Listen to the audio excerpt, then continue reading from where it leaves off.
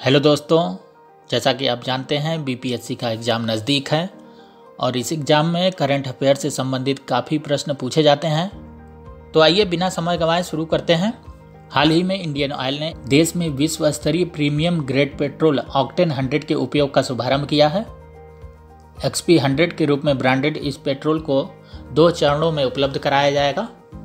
इस तेल का उत्पादन इंडियन ऑयल के मथुरा रिफाइनरी में किया जाएगा। यहाँ यह भी ध्यान रखिएगा कि ऑक्टेन नंबर जो है वह मोटर गाड़ियों के लिए उपयोग में आने वाले ईंधन की गुणवत्ता का मानक होता है। ऑक्टेन नंबर जितना अधिक होगा वह ईंधन उतना अच्छा माना जाता है। दरअसल XP 100 पेट्रोल लग्जरी गाड़ियों में उपयोग में लाया जाता है, इसलिए शुरुआती चरणों में इसका उपयोग बड़े शहरों में ही किया जाएगा। हाल ही में प्रधानमंत्री ने वैक्सीन निर्माण केंद्रों का दौरा किया था, जिसमें वह अहमदाबाद, हैदराबाद और पुणे गए थे। तो इस संदर्भ में भी जानकारी होनी चाहिए, परीक्षा में पूछ सकता है। तो आइए देख लेते हैं। कोरोना वैक्सीन जाइको डी का निर्माण जाइडस बायोटेक पार्क अहमदाबाद में हो रहा है, जबकि भारत बायोटेक और ICMR द्वारा तैयार स्वदेशी कोरोना वैक्सीन कोवैक्सीन का निर्माण Bharat biotech corona centre Hyderabad में किया जा रहा है। वहीं serum institute of India Pune में एस्ट्राजेनिका और ऑक्सफोर्ड यूनिवर्सिटी के साथ मिलकर कोरोना वैक्सीन का निर्माण किया जा रहा है। तो याद रखेंगे कि जाइडस बायोटेक पार्क अहमदाबाद में है, Bharat biotech corona centre Hyderabad में है और serum institute of India Pune में है। हाल ही में बिहार में विधानसभा चुनाव हुए थे, इसलिए बीपीएससी में इससे संबंधित प्रश्न पूछ सकता है। 10 नवंबर 2020 को परिणाम घोषित हुआ था, जिसमें राष्ट्रीय जनतांत्रिक गठबंधन NDA को बहुमत मिला था। NDA को कुल सीटें मिली थी 125। यहाँ यह भी ध्यान रखिएगा कि विधानसभा की कुल सीटें 243 हैं, जबकि विधान परिषद की कुल सीटें 75 हैं बिहार में। इस चुनाव में सर्वाधिक सीटें प्राप्त करने वाला राजनीतिक दल राष्ट्रीय जनता दल था, जिसे 75 सीटें मिली थी, जबकि बीजेपी 74 सीटों के साथ दूसरे स्थान पर थी। चुनाव का आयोजन 3 चरणों में किया गया था, 28 अक्टूबर, 3 नवंबर और 7 नवंबर को। तो याद रखेंगे। इससे संबंधित कुछ और महत्वपूर्ण तथ्यों को याद रखते हैं, परीक्षा में पूछ सकता है। जैसे नीतीश कुमार ने मुख्यमंत्री पद की शपथ ली है 7वीं बार। बिहार सरकार में 2 उप मुख्यमंत्री भी बनाए गए हैं, रेणु देवी जिनका विधानसभा क्षेत्र बेतिया और तारकिशोर प्रसाद जिनका विधानसभा क्षेत्र कटिहार है।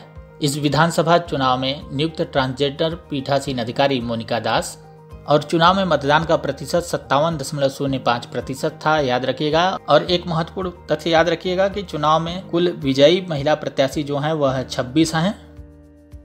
हाल ही में रामसर वेटलैंड्स काफ़ी समाचारों में है और इससे संबंधित तथ्य को भी याद रखना चाहिए, परीक्षा में पूछ सकता है। भारत में इस समय कुल रामसर सूची में शामिल स्थल 41 हैं और हाल ही में जो शामिल हुए हैं उसमें लोनार झील महाराष्ट्र का और सुर सरोवर उत्तर प्रदेश का है। बिहार के पक्षी अभयारण्य को रामसर साइट में स्थान मिला है, जिसका नाम कांवड़ झील है, जो बेगूसराय जिला में है। यह भारत का 39वां रामसर स्थल है, याद रखेंगे, पूछ सकता है परीक्षा में। पशु जनगणना से भी संबंधित प्रश्न पूछे जाते हैं बिहार की परीक्षाओं में और अन्य राज्य स्तरीय परीक्षाओं में। तो इससे संबंधित महत्वपूर्ण तथ्यों को देख लेते हैं।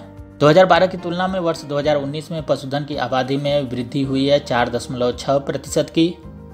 सर्वाधिक पशुधन वाला राज्य उत्तर प्रदेश है और राजस्थान है, जबकि बिहार का 5वां स्थान है, याद रखेंगे, बिहार का स्थान 5वां है। पशुधन आबादी में सर्वाधिक वृद्धि प्रतिशत के रूप में पश्चिम बंगाल में हुई है, जबकि बिहार का 4था स्थान है। हाल ही में अरुणाचल प्रदेश कीवी फल के लिए जैविक प्रमाणन प्राप्त करने वाला पहला राज्य बना है देश का। तो याद रखेंगे, पूछ सकता है। कीवी फल की खेती अरुणाचल प्रदेश के जीरो घाटी में की जाएगी, जो लोअर सुबनसिरी जिले में अवस्थित है। तो अगर पूछता है प्रश्न में कि जीरो घाटी कहाँ है, तो यह अरुणाचल प्रदेश में होगा, याद रखेंगे। हाल ही में अयोध्या राम मंदिर निर्माण की वजह से श्री राम जन्मभूमि तीर्थ ट्रस्ट भी समाचारों में रहा है, तो इसके बारे में भी देख लेते हैं। इसके अध्यक्ष महंत नृत्य गोपाल दास हैं, जो कि निर्मोही अखाड़ा के प्रमुख हैं, जबकि इस ट्रस्ट के महासचिव के पद पर नियुक्त हैं चंपत राय जी। इस ट्रस्ट में कुल सदस्य होंगे 15 और मंदिर निर्माण समिति के अध्यक्ष जो हैं वह नृपेंद्र मिश्र हैं, याद रखेंगे, पूछ सकता है परीक्षा में। हाल ही में 5 स्टार गांव योजना शुरू की गई थी डाक विभाग द्वारा, इसे याद रखेंगे। डाक विभाग संचार एवं सूचना प्रौद्योगिकी मंत्रालय के अंतर्गत आता है और इस योजना का शुभारंभ महाराष्ट्र से किया गया है। यह एक पायलट प्रोजेक्ट के आधार पर शुरू किया गया है। अगर यह वहां सफल होगी तो उसके बाद इसे देश के अन्य राज्यों में लागू किया जा सकता है। कोरोना महामारी के दौर में गरीब कल्याण रोजगार अभियान भी समाचारों में था, तो इसके बारे में भी महत्वपूर्ण तथ्य देख लेते हैं। कोविड-19 महामारी से प्रभावित प्रवासी कामगारों को आजीविका के अवसर उपलब्ध कराने के लिए इसे शुरू किया गया था। इस अभियान को बिहार के खगड़िया जिले के तेलिहर ग्राम से शुरू किया गया था। अभियान में बिहार और उत्तर प्रदेश राज्य के कुल 32 और 31 जिले शामिल हैं। बिहार के 32 जिलों में से 12 जिले आकांक्षी जिले हैं, यानी एस्पिरेशनल डिस्ट्रिक्ट हैं। इनके विकास के लिए भारत सरकार विशेष रूप से प्रयास करती है। इस अभियान को 6 राज्यों बिहार, उत्तर प्रदेश, मध्य प्रदेश, ओडिशा, राजस्थान और झारखंड के 116 जिलों में शुरू किया गया था 125 दिनों के लिए। इस अभियान के लिए उन जिलों का चयन किया गया था जहां पे 25,000 या उससे अधिक प्रवासी कामगार रहते हैं। हाल ही में नीति आयोग द्वारा निर्यात तैयारी सूचकांक जारी किया गया था। इसके बारे में भी महत्वपूर्ण तथ्य देख लेते हैं, प्रश्न पूछ सकता है इससे। यह सूचकांक प्रतिस्पर्धात्मक संस्थान के सहयोग से जारी किया गया है और रिपोर्ट के अनुसार शीर्ष 3 स्थानों पर गुजरात, महाराष्ट्र और तमिलनाडु हैं, जबकि गैर तटीय राज्यों में पहले स्थान पर राजस्थान है, याद रखेंगे। एक अन्य महत्वपूर्ण रैंकिंग जारी की गई थी मानव संसाधन विकास मंत्रालय द्वारा, जिसे national institute ranking framework India ranking 2020 के नाम से जारी किया गया था। इस रैंकिंग में शीर्ष स्थान प्राप्त करने वाले संस्थान थे IIT मद्रास, भारतीय विज्ञान संस्थान बेंगलुरु और IIT दिल्ली। रैंकिंग में विश्वविद्यालय श्रेणी के तहत पहला स्थान प्राप्त किया था भारतीय विज्ञान संस्थान बेंगलुरु।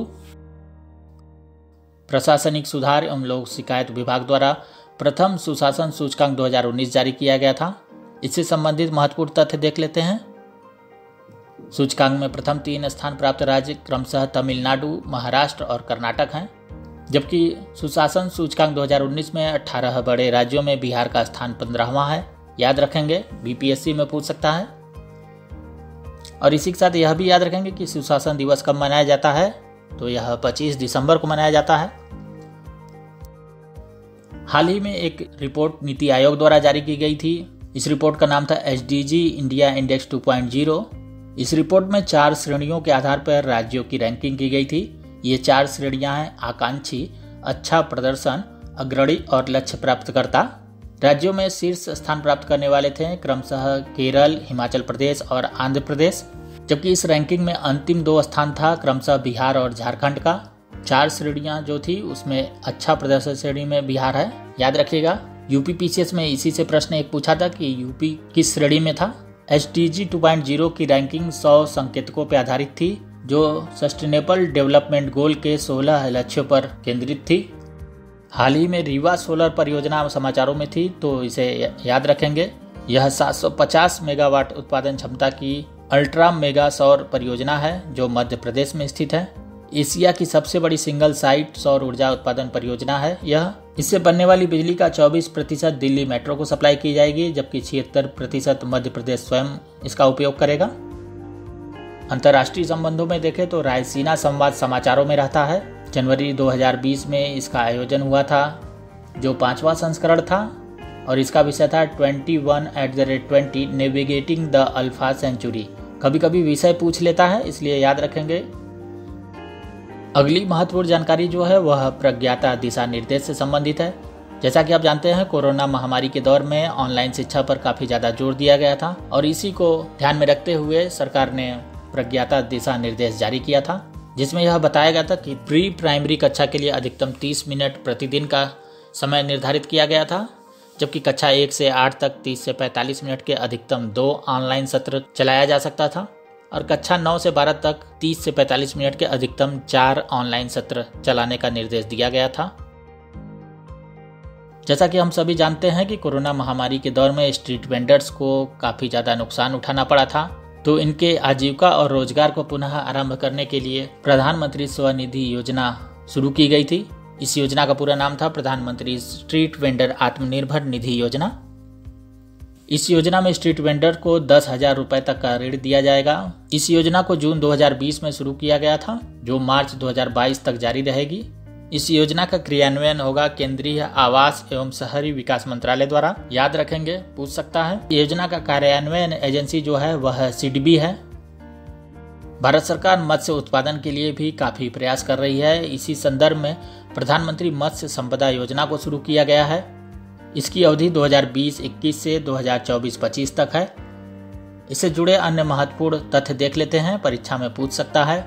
इस योजना का लक्ष्य मत्स्य उत्पादन को 137 लाख मीट्रिक टन से बढ़ाकर 2024-25 तक 220 लाख मीट्रिक टन करना है। अगला महत्वपूर्ण तथ्य ट्यूलिप प्रोग्राम से संबंधित है। ट्यूलिप का full form the urban learning internship programme है। यह स्मार्ट सिटी पहल का एक हिस्सा है जो कि शिक्षा मंत्रालय और आवासन एवं शहरी मामलों के मंत्रालय द्वारा शुरू किया गया है। इस प्रोग्राम के तहत शहरी स्थानीय निकायों द्वारा 1 वर्ष तक की अवधि के लिए नए इंजीनियरों को इंटर्नशिप के अवसर प्रदान किया जाएगा। परीक्षा की दृष्टि से स्वच्छ सर्वेक्षण 2020 काफी महत्वपूर्ण है। इससे संबंधित तथ्यों को देख लेते हैं। स्वच्छ सर्वेक्षण को आवास एवं शहरी कार्य मंत्रालय द्वारा जारी किया जाता है। इस सर्वेक्षण में 10 लाख से अधिक जनसंख्या वाले शहरों की रैंकिंग में पहले 3 स्थान इंदौर, सूरत और नवी मुंबई को मिला है, जबकि 1 से 10 लाख की जनसंख्या वाले शहरों में पहला स्थान अंबिकापुर छत्तीसगढ़ का और दूसरा मैसूर कर्नाटक का है। सर्वेक्षण में 10 लाख से अधिक की जनसंख्या वाले शहरों की रैंकिंग में अंतिम स्थान पटना ने प्राप्त किया है, जो कि 47वां है। 10 लाख से कम जनसंख्या वाले शहरों की रैंकिंग में बिहार के डालमिया नगर को 255वां स्थान मिला है, याद रखेंगे। जबकि बिहार से जुड़ा हुआ एक अन्य तथ्य है कि गंगा नदी के किनारे बसे शहरों में तीसरा स्थान प्राप्त हुआ है बिहार के मुंगेर को। स्वच्छ सर्वेक्षण 2021 से केंद्र सरकार द्वारा प्रेरक दौड़ सम्मान की घोषणा की गई है। इस सम्मान के तहत कुल 5 उप श्रेणियां हैं: दिव्य, अनुपम, उज्जवल, उदित और आरोही। सरकारी नौकरियों में भर्ती के लिए राष्ट्रीय भर्ती एजेंसी काफी समाचारों में था, तो इससे संबंधित महत्वपूर्ण तथ्य देख लेते हैं। राष्ट्रीय भर्ती एजेंसी द्वारा वर्ष भर में 2 बार कॉमन एलिजिबिलिटी टेस्ट होंगे। इसके तहत केंद्र सरकार की ग्रुप बी और ग्रुप सी के गैर तकनीकी पदों के लिए एग्जाम कंडक्ट कराया जाएगा। इस परीक्षा का आयोजन 12 प्रमुख भारतीय भाषाओं में किया जाएगा और कॉमन एलिजिबिलिटी टेस्ट का आयोजन 3 स्तरों पर किया जाएगा: माध्यमिक, उच्च माध्यमिक और स्नातक स्तर पे। याद रखेंगे कि 3 स्तरों पर किया जाएगा। इस एग्जाम के तहत प्राप्त जो अंक होंगे वह 3 वर्षों की अवधि के लिए मान्य होंगे। शुरुआती दौर में एनआरए द्वारा एसएससी, आरआरबी और आईबीपीएस की परीक्षाओं का आयोजन किया जाएगा और इस परीक्षाओं के आयोजन के लिए देश के प्रत्येक जिले में परीक्षा केंद्र बनाए जाएंगे।